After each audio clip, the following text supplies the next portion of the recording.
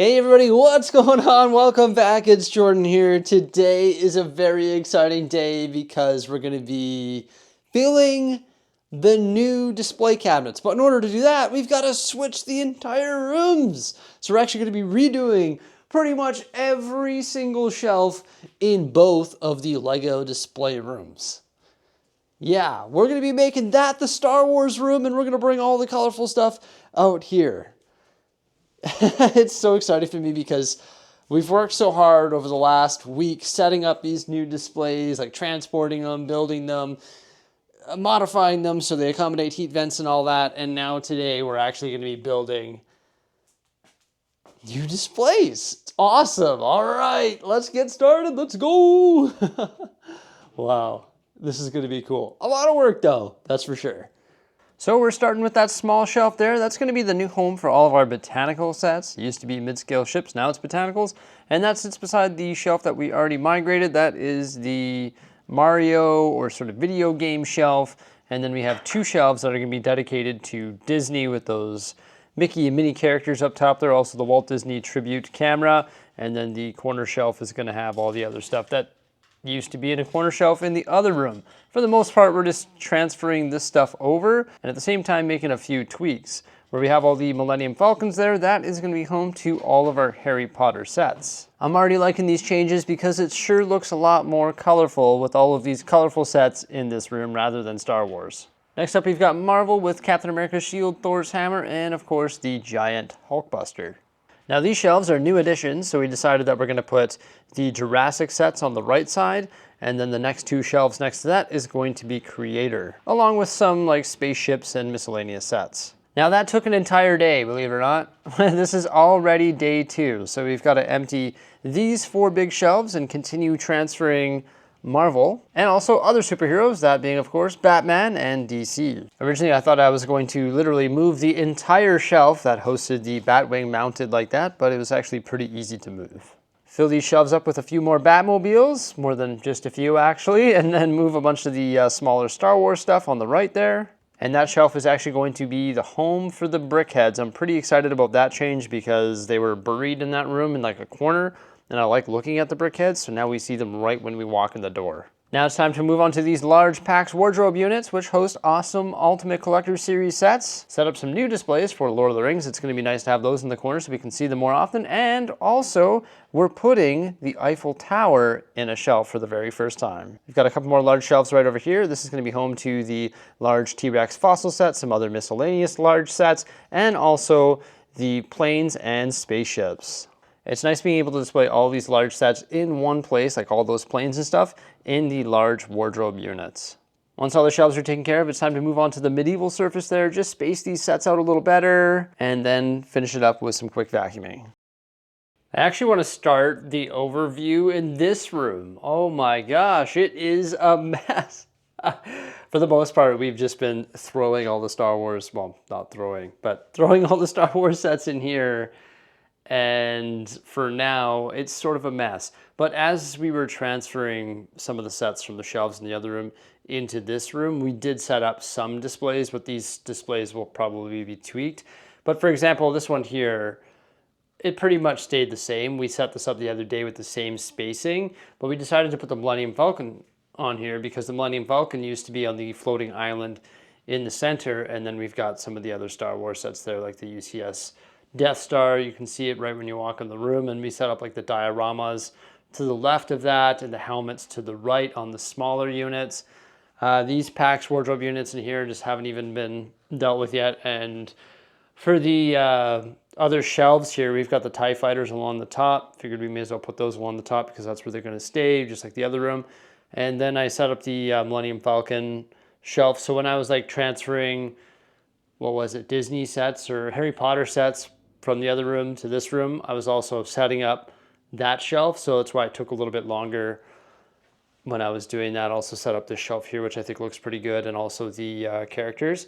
It's funny, when you transfer them though, you've got to like count the holes and get the spacing. So if you're like trying to do a direct transfer, it's hard because you got to like empty one shelf, set up all the new shelving heights, and then sort of mess around with it.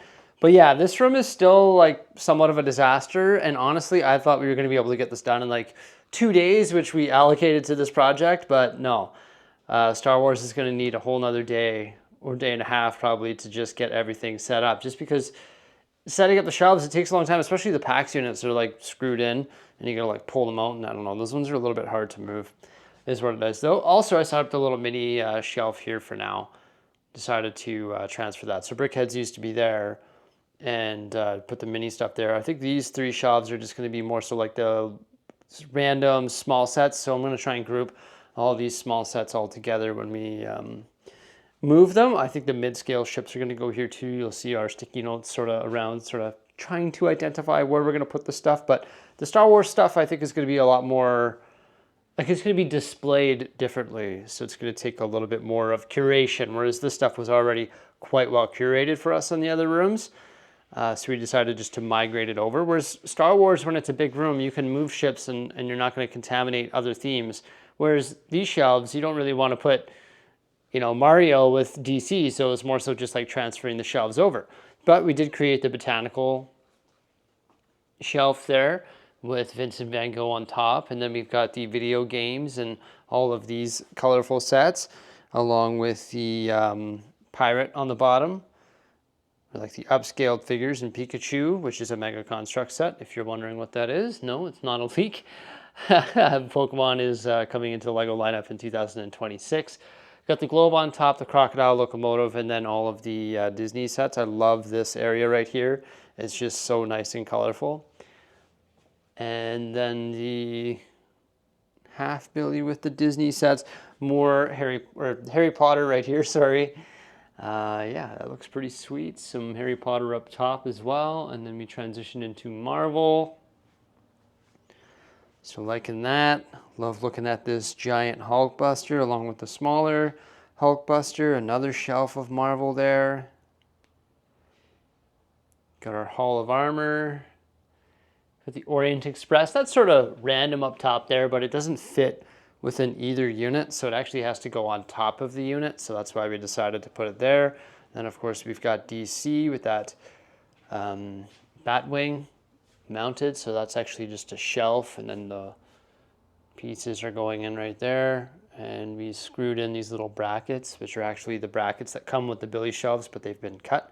Tanner, actually, Tangem Lego taught me how to do that, so I sort of copied them there, so thank you so much. That's never going to change. I think that looks pretty cool there. Then another shelf of DC with all the Batmobiles and the helmets above that, so we set that up off time-lapse. We did a lot of setup off time-lapse as well, just because it was hard to capture it, because like when we did the top, we did the whole top in one go, so we were like sort of messing around. We had the helmets over there, then we moved the helmets over here, and Orient Express was down on this surface for a long time, and then we shuffled things around to make space for the Orient Express. Love to have the brickheads right here though. Right when we walk in the room, we can see them. Got the black custom brickhead built, or brick-built brickhead displays. Just gotta love those. Fixed the carpet too. That was poking out, so we tucked it underneath the cabinet there. And then we changed these shelves up quite a bit as well. This is where we were messing around with the Orient Express. Wasn't sure if it was gonna go up there or not. And we also cleared the top of this little mini Billy, so we have like a little storage spot where we can put our keys there and our sunglasses and whatever it may be. We got the pirate ships. So we developed this one, which I'm pretty happy with. I think that looks pretty sweet. And then all of our creator stuff also gave Stranger Things a really nice home right there. More creator up top. All the dinos. I love the fact that we've got the T-Rex right there. The one with skin and meat. And then we got the one with no meat. There you go. The Mario set, yeah, I know I need to get around to building that, but I'm actually not allowed to build it because it's a Bricker Builds build and I'm part of land. So I've been meaning to send it back to him, so I'm not allowed to, which is unfortunate because I really wanted a life-size Mario, but it was brought to my attention that I'm not allowed to do that. So yeah, space we've got right here. There's a pretty big gap right there in the background of that. Can't stand that Saturn V up, but we put it at an angle. But that was pretty cool. So when we had it in front, it was just blocking this one, and that one's sort of taller. So yeah, I think having it at an angle sort of works. Also, I could put the tip back on it, so I was pretty happy about that. Then we've got all our planes. and our space baby. All the planes together there. So it's pretty neat having all of those sets in one nice cabinet. Right to the ceiling. You'll probably notice that there's a bunch of space there. So that's good. We got space there, space on the bottom too. Then our filler shelf right here with some Lego ideas. There's the Yellow Submarine, Flintstones, Lego House, Wooden Duck. This one here that I cannibalized, a corner glass panel. I think I have more of those also. Took all the Translite Blue studs out of it. So yeah, I should probably repair that. Count out each stud individually, right? Some medieval stuff down here. And then the Hogwarts Express sort of Ultimate Collector Series style one up top there, along with Avatar right here. I like Avatar, so we put Avatar there. And the Eiffel Tower in one of the big cabinets, which looks sort of interesting, along with the Colosseum below that. Originally we tried the Colosseum up top, but it didn't look that good above the Eiffel Tower, so we figured to put it down low because you could actually check it out.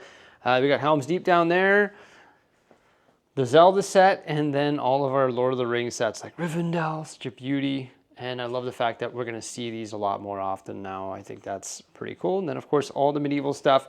We did change it up off camera as well. We had them like in the perimeters, like, it doesn't look too good. I think they should just be individually placed on here, different angles that are sort of presentable as you walk around it. I think that makes more sense until we get around to building our medieval diorama. Now we do have more space for more sets. All of these cubbies, all, was it 4, 8, 9, 10, 11, 13, 14 cubbies are empty. This is all stuff that just is going to be sold eventually and just get out of the studio in boxes that don't need to be displayed. So yeah, we got a lot of space for the taking, which is good. And also there is like a lot of small stuff here that if I eventually needed to part with to make space for Hulkbusters, for example, then we could do that, right? Like I would be willing to get rid of a shelf full of smaller sets to make space for an epic set like an 89 Batmobile or whatever it may be. But yeah, there we go. I'm really happy that we were able to get this done. Originally I thought we were gonna get all done, but no, it takes a lot longer than you would think, but I'm really happy with the end result. I think it's gonna be super cool, especially once we get the colorful medieval area set up there. So yeah, stay tuned because we're gonna be developing the Lego Star Wars room next. And that should be a lot of fun too. Hope you enjoyed the update. I know I sure did.